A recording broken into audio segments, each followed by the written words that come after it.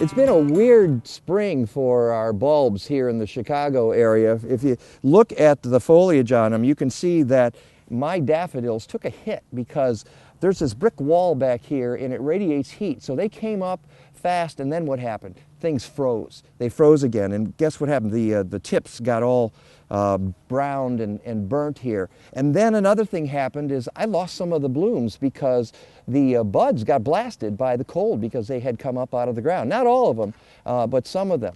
And that's one of the problems you have when you have spring flowering bulbs. Now, another thing you can do to make sure that they bloom better next year is to cut off the stems of the blooms like this one. You can see I'll just go to the base. And the reason we do this, and I cut it off, the reason we do this is because the plant is trying to make seed where the flower was. And in this case, it'll send the energy back into the bulb.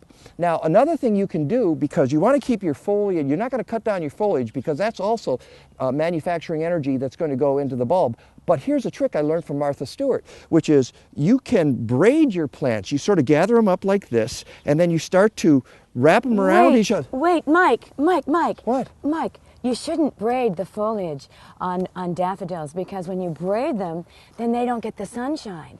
But Martha Stewart said I should do that. You know, that's the real reason she went to prison. Oh, because she was teaching people to braid the daffodils. Oh, I didn't realize that. Okay. You want to leave the foliage up.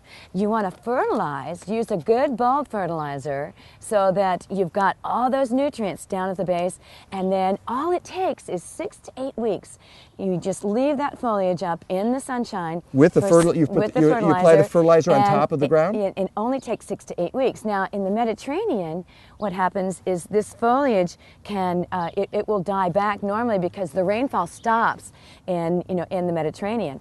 But here it'll keep going. So our foliage and our bulbs can stay on and on and on and on, and it restricts the rest of your garden. So it's completely fine to just mark your calendar. What I do is I mark on my calendar, woohoo, my daffodils are finished. And then I mark 8 weeks out when I can cut the foliage, and you just cut the foliage off just 2 inches from the ground, and that'll take care of it. And then they'll be great, and they'll bloom for next year. Ladies and gentlemen, she just kept me from doing a perp walk. I appreciate that, Jennifer. All the time, Mike, all the time.